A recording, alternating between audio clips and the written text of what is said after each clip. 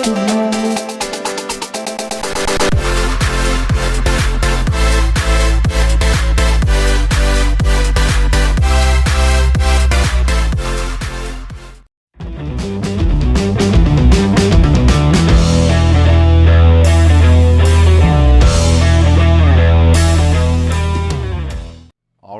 are back here at Smoke Meat King's house, Shine Barbecue in Fife, Alabama. This time we're changing gears from our day-to-day operations to bring us a new element here to Average Joe Sports Talk. We have dabbled in MMA before, and this time we have a guy who's local to North Alabama, who's on the rise here in the state of Alabama. His name's Toby P.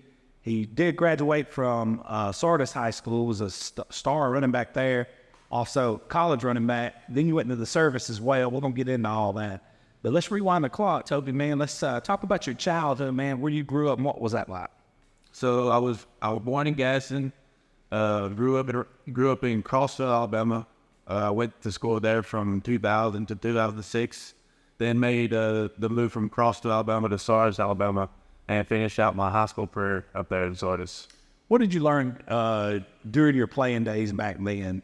Not only about, just day-to-day life. I mean, you had to sacrifice. You had to do extra work to be good and get noticed, and you did all that.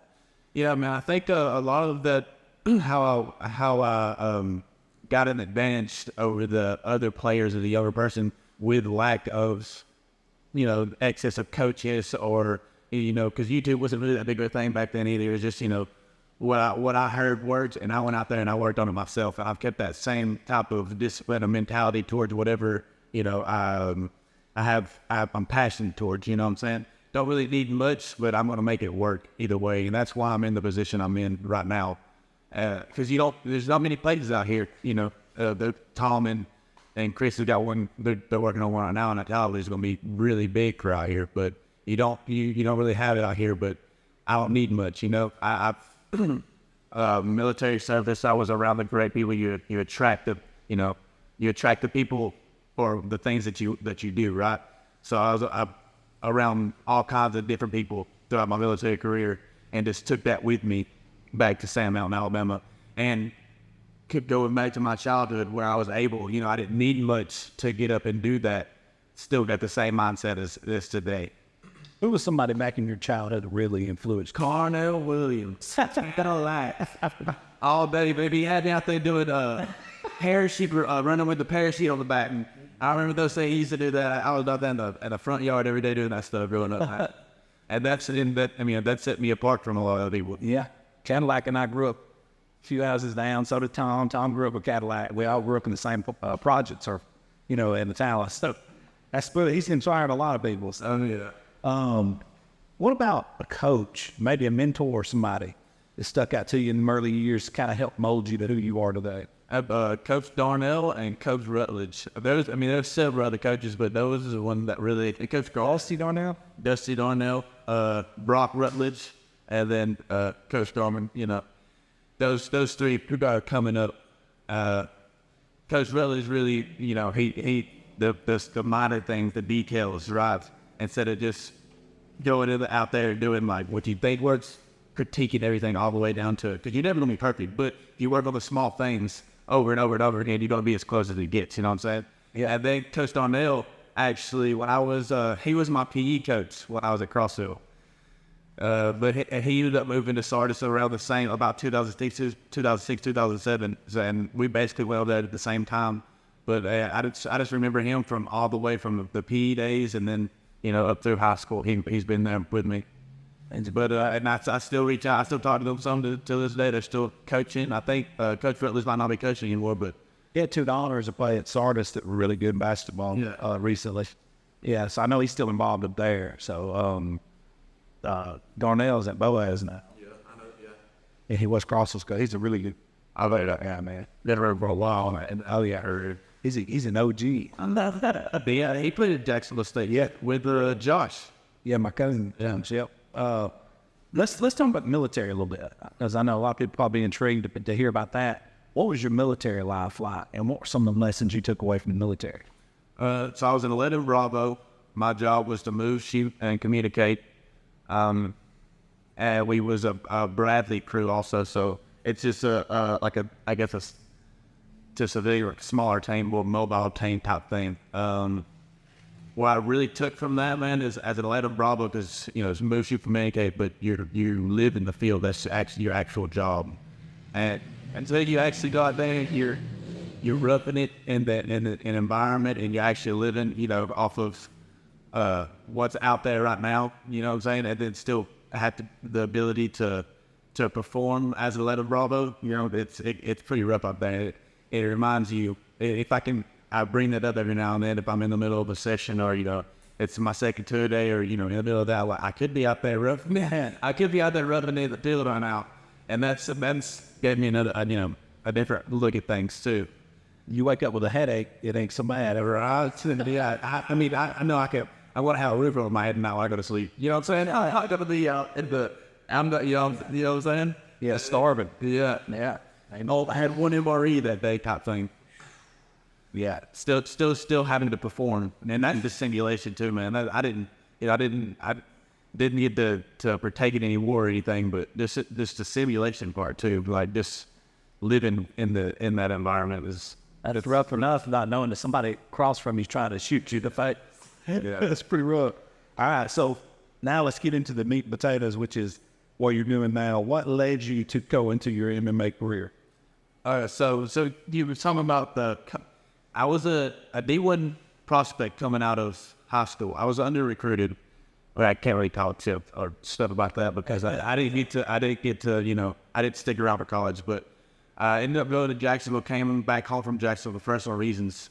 As soon as I got back home, though, I wasn't done competing. Came across some individuals that led me to Mingo Hawthorne out there on that one and got into jiu-jitsu. Started competing in the cage right off the bat, but my background was jiu-jitsu. What I was mainly doing was jiu-jitsu. I got a blue belt under Tom Bernard before I left out in jiu-jitsu, left out to the Army. Once I got in the Army, I went the route of, I tried to take the Ranger route, ended up passing the actual test, the physical test, and accumulated some injuries that I couldn't continue that way, but then I found out that the Army had all Army boxing. So I started working towards all Army boxing. Ended up getting the opportunity all while doing all Army combatives too at the same time because they have these things where you can compete in events and stuff like that in the military. But I was working towards the all Army boxing. And I got the invitation to go down there to practice before tryouts because you have to have a boxing record. I didn't have it actually, I only had an MMA record. So I got to go down there and practice with them for 2 weeks down there in Colorado. And that's what really, really piqued my interest in specifically boxing, right? And to remind you, I already had the ground game was kind of my bread and butter already. So I knew I needed to work on the next, something else. Ended up getting the invitation to the tryouts after practicing with them. The invitation was at the beginning of 2020, however. Beginning of 2020 is COVID. COVID shuts down every single sport. The all-Army wrestling. They have all-Army taekwondo, boxing, all that stuff shuts it down. Not to mention, I'd already re-upped my contract if you needed an additional 3 years on your contract to make the all-Army boxing team. I'd already done 2 years and was ready to get out, but that third year they gave me a chance to go and try to practice for the trap. Like I said, you needed a record to be considered, but I knew people. But anyways, shut all that down. Then I had to do my last 3 years where I was already at the same thing. But I never stopped, I never stopped training. I never stopped venturing. But I did put away the all-Army boxing goal because I did need I think it was like 3 or 4 years. I needed that on my contract, and I was ready to make moves, before the next 3 years was up. So I did my time, kept training, and knew this was coming. Knew this time was coming. Perfect storm to kind of build it. It really was. But when you got out, how did you pursue it at that point? Once I got out, came back home, the bodies that I knew that was here already before I left out, because like I said, jiu-jitsu is really big up there where we was at, Sand Mountain, the Gunnerville to Sardis area. Went back there, just kind of brought what I learned. Like I said, when I was chasing the stand-up game, learned the stand-up game basically that I accumulated throughout the years in Kansas, overseas, all kind of stuff. Brought it back here, And now we got our gym going to where we're doing our spars, we're doing the necessary stuff compared to where, really maybe they was doing a little too much jiu-jitsu and so not really simulating a fight. Yeah. Because the people that I train with, every single one of them are fighters. We don't really have, we was talking about how some gyms you really do need the mom and kids classes to keep the gym up and going. Because that's what's bringing in the money. But this gym, we're lucky enough to have a karate gym, but like, yeah, you can train here. So, and everybody that shows up for our sessions, we're ready to go in there and spar. There's not really any. That's what we do specifically, I guess I'm trying to say. You can't be a one-trick pony in this sport anymore. Yeah, you're gonna get killed if you do that. Yep, and that's me specializing specifically just because the athleticism is already there, the power is there for me. You know what I'm saying? And just the makeup of my hands, how big they are.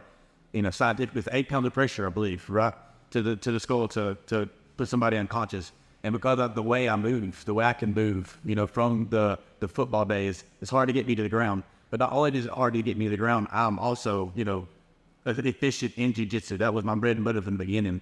And then from there, went to where I'm more comfortable on feet now. I'm exchanging specifically boxing, but I was also at a gym in Kansas, a Muay Thai-based gym. I know how to deal with the leg kicks. I know how to answer those with the hands also. But who is some of the guys you used to watch, maybe UFC or maybe around here that really inspire you? Was like, man, that dude is got it going on.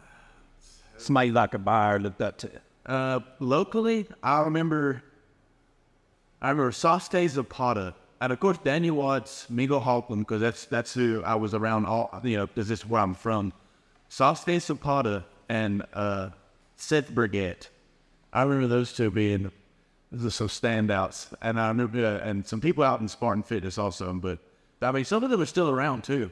I don't believe Seth Brigette and Sasuke Zapata is though, but that was locally. Now bigger stage. Connor was still a thing back then. Anderson Silva. GSP was kind of fading out. He was. That was my guy. Yeah, right. He was. Yeah. Well, when you talk about well-rounded. Mm-hmm. Talk about somebody well-rounded. That man was in the hands of that. But yeah, locally, Seth Brigette, Sasuke Zapata, and like I said, Connor, Anderson Silva top thing with the. Cause I've never like I call it fanboy. Yeah. Like fanboying out because I see myself. Not like you did for Cornette. Right. Without a kid, you know what I'm saying? Once I got my wisdom, I was like, I'm a grown man now. I gotta make my name for myself. I've never really, like this one I got coming up August 4th. There's a UFC event August 5th, the next day. My friend was like, hey man, you get tickets for the next night. I was like, no, bro, I'm not. I'm getting the tickets that you can just hold off. Give me like 10, 12 more months at the most, and then you'll have somebody to watch. Yeah, there we go. So I like. Yeah, that's full belief too. That's obviously your ultimate goal is to get to UFC level, whatever. Yeah. What's the steps that have to happen between now and then? Just for your common viewer that's watching this to know what you're about to be faced. Keep stuff like this. The eyes, get the eyes, because I'm doing the work. I'm doing the work, and I'm fun to watch. Ticket sales and the way you win is how you get to the bigger stage like that. And the way I win right now is, it's put people to sleep type things, what the fans want to see. And then this stuff like this accumulating, that brings the ticket sales in. Right. So to answer your question, exactly what I'm doing right now, hard work, putting on the performance, and then staying open to opportunities like this, Yeah. What is it like for somebody who may not have a clue? They just see on TV or they watch on YouTube, whatever. What's it like for a normal guy like yourself to juggle the real life, but also the sport career? Because you got to be dedicated to both. Yeah. I went out of my way to make sure that I wasn't tied down. So, I don't have kids. I don't have a wife. I don't have, what I'm saying? Everything that I had to take care of is me, solely me. It's not, what I'm saying? Because I knew I was going to have to make this commitment sooner or later, And so, Get me married to it. Yeah, I have to be. And that came with, I don't even have my 9 to 5 anymore because of how dedicated this, I mean, that's another reason, but I'm not looking for another 9 to 5 because I know how much energy it needs to take, and I know at the end of the day what kind of money this is going to generate for me. Yeah, and I'm going to see this through. Time management was my next question. How is it? What does that look like for you? Walk us through a normal day.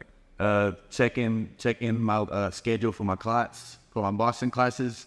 Make sure I'm doing my shout-outs on social media, advertising myself out there, and then I do 2-a-days. I'll do one if I'm far out from my camp, but once I'm within 6 weeks, and I ain't gotta have a name, you know what I'm saying? If my name's in a pot and I'm 6 weeks out, I'm starting my 2-a-days. But the 2-a-days, it's got to kind of gravitate around my client schedules, but I'll be able to do that at the same time because I don't have that 9-to-5. Right. Because all this money is generated just because, like I said, I don't have kids to take care of. I don't have a wife to take care of. It's just me. You know what I'm saying? And yeah, that's have the clients and the training. That's how.